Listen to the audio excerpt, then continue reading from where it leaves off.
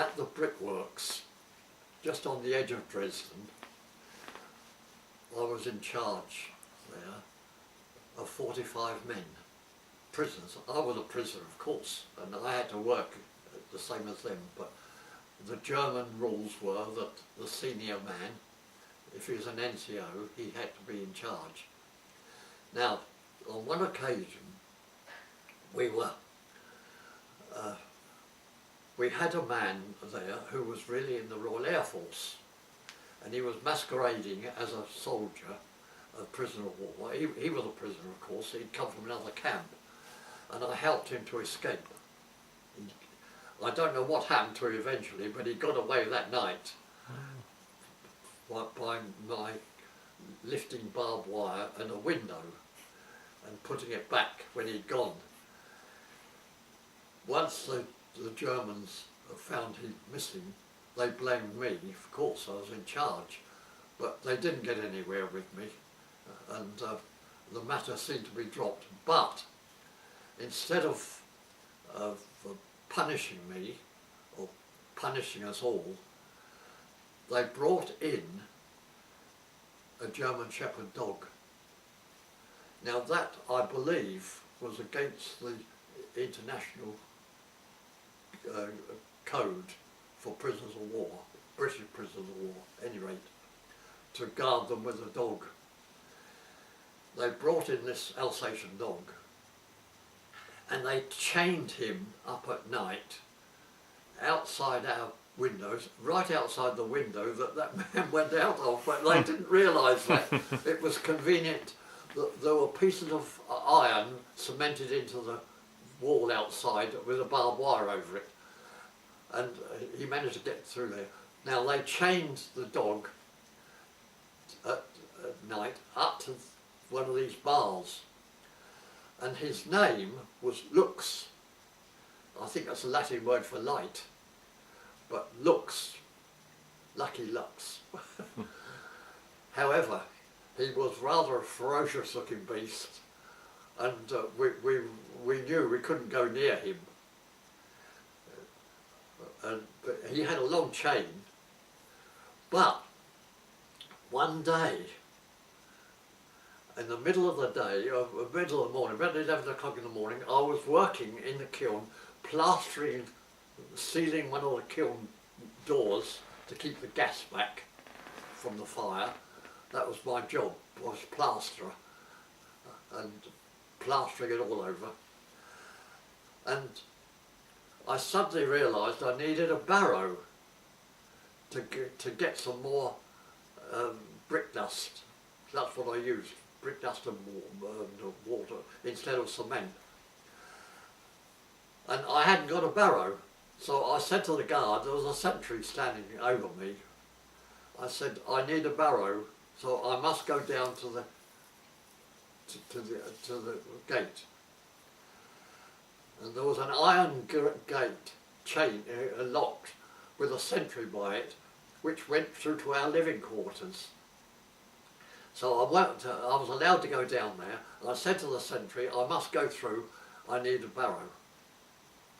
So he opened up, and I went through, and I knew there were some barrows out in the yard, where our latrines were, in the open.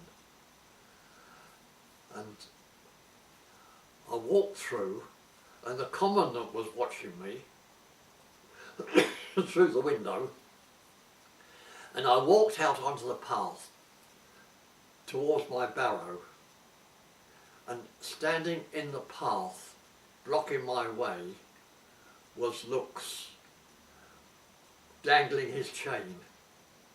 He'd broken free, and he was standing looking at me, and he had teeth and fangs, and I thought, whatever do I do, because he'd been trained to attack people dressed up like us.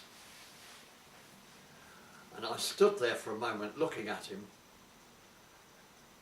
and I suddenly remembered something my grandfather told me. If you're faced with an animal in a field, walk straight at it and it would dodge sideways, and you've got a chance of dodging around and getting away. Well, Lux wasn't a bull, and he wasn't a cow or anything, but I thought, I'll try this out. And I went straight to him and I said, Lux, come here. Come and see here. And that dog walked towards me, and I put my hand down, I got his chain and pulled him towards me, and I patted him, and I thought, what do I do with him? I've got him. I'll take him to the guard room. So I went round to the guard room, and the commandant was in there, and I knocked on the door. He come in, and I stood there. I said, Lux has come to say good morning to you. He nearly froze on the spot, because I think he was afraid of it. And he suddenly burst out into a rage. Give that gun! Is this the same commandant as the codes? Is this the same German commandant as the codes? Yes, it's the same one. Yes, yes, it was the same one. He probably wanted you to escape, so you're out of his hair. I said, I've fetched Lux for you. He went mad. And Lux just kept looking up at him, and I was patting the dog. And he said, leave him in here and shut the door, get back to work. And I went out and I said to the guard, let me back in, go to work. He said, what's happened? I said, I've taken Lux in the guard room. He said, what? I said, Lux is there. I led him in. We didn't see that dog anymore. No. He was taken away. But I know at some of the prison... He wouldn't be guarding prisoners of war anymore. I know at some of the prisoner of war camps, particularly the French prisoners, had this myth that to escape past the dogs they had to smother themselves in garlic. Have you heard that? I've heard of that, yes. Really? Ah. Yes, I've heard that. You've come across that, have you? Yeah. Yes, so the dog. But I didn't know what to do with Lux. I just thought my granddad had said, if you're faced with a bull in a field or something, an animal like that, walk straight at him and he'll dodge sideways. That'd give you a chance to bolt. So you helped the airman escape on that night from the window. Did you come across much organised escape activity, or in the camp where you were there was no emphasis on the obligation to escape? So well, you see, we were far too far from home. We were down in Dresden, which is almost on the Silesian border with the old Silesia, and I mean the RAF took, when they bombed it took 5.5 hours to fly there. And an hour bombing and then a long journey back home. It was the farthest point they could go to. So we talked about escape, but what chances had we? The railway or lorries, or it was too dangerous to go on foot, because the Volkssturm, the Home Guard, were very much alive to people walking about, unguarded. So it wasn't much. There was not much chance of escape. But when that RAF man went, it was a bit earlier on, and probably he had links somewhere. I don't know. I knew of one or two army people who got out, but they only got out for a day, and I got out one day for a day. Just for a day, came back. Yes, I walked out with a shovel over my shoulder in working clothes, and I walked through the village, and people said good morning to me, and nobody tackled me, and I even asked that I twisted my ankle actually, and so I couldn't go any further. What I was doing, I wasn't escaping to get back to England. I thought that was hopeless, but I wanted to get to another camp I knew of where I could report certain things that were wrong at our camp. And the German, even when I reported it, the Germans just put it in the waste paper basket. But I thought if I could get to another camp, I knew where to go, but it was 30 miles away. But I thought if I could walk through the countryside, I might get there. If I'm picked up, I'll say I came from that camp. Yeah. What were you hoping to meet up with the working party and go back in with them or something? Yes. Yeah. So what I hurt my ankle very badly. I slipped in a ditch, and I had to go to the police station. I had to go back to camp anyway. So I went to the police station, but on the way I was in a little town, not far from Dresden, only about 10 miles out, and I didn't know where the police station was, of course, and I saw a German army major coming towards me, and I could tell by here that he was a major. And the German major in the German army is like a major in our army, quite a very important rank. I saw this major, and I still had my shovel with me, and I was walking with that as a walking stick. And I went up to this major, and I stood still, and I prepared to salute, just like that. And I said, "Can you tell me where the police station is?" "Yes," he said, "go down here and down there, and you'll see it on the left."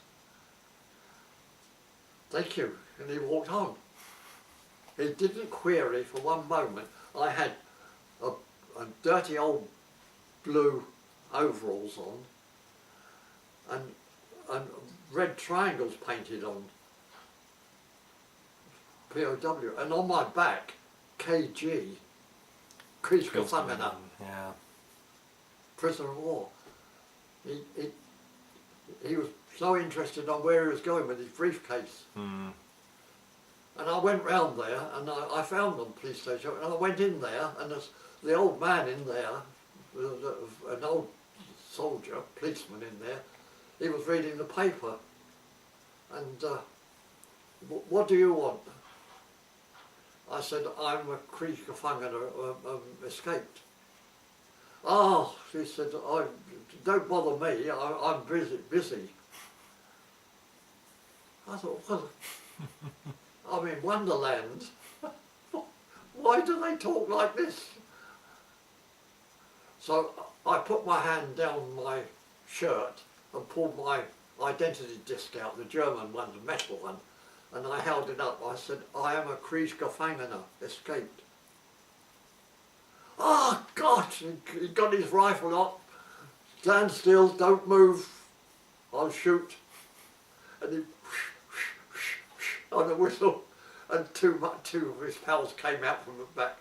"There's a Kriegsgefangene, Ausflieger." They put me in a cell.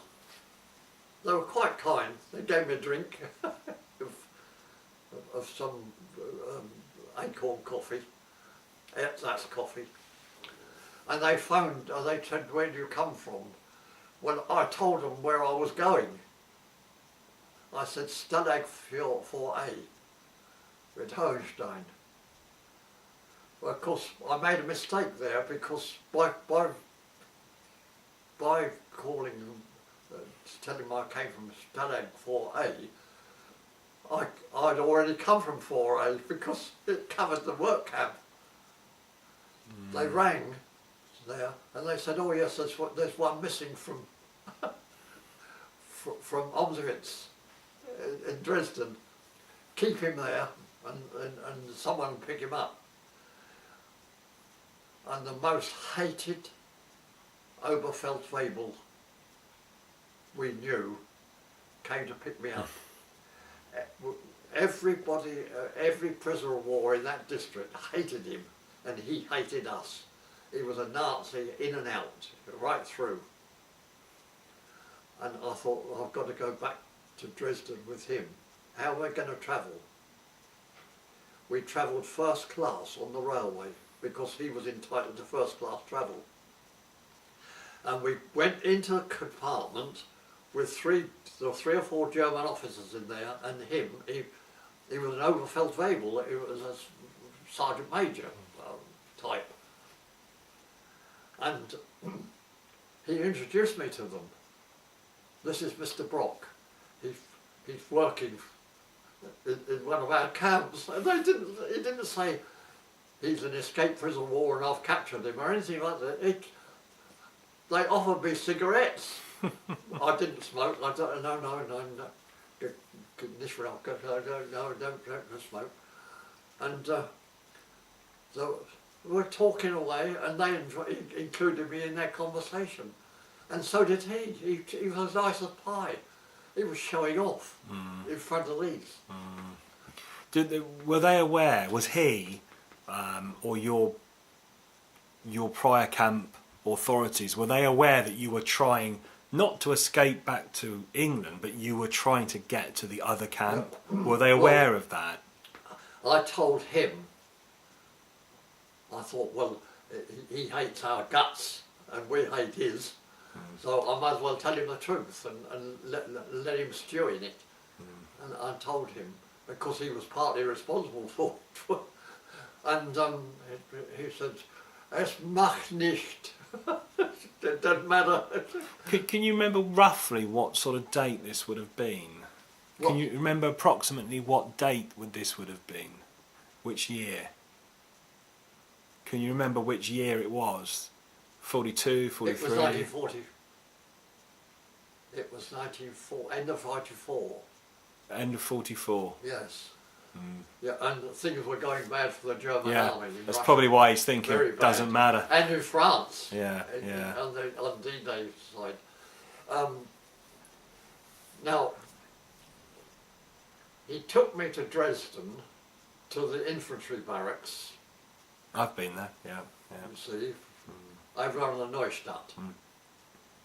And he took me there, and he said to me, I said to him, I shall have to go before officers.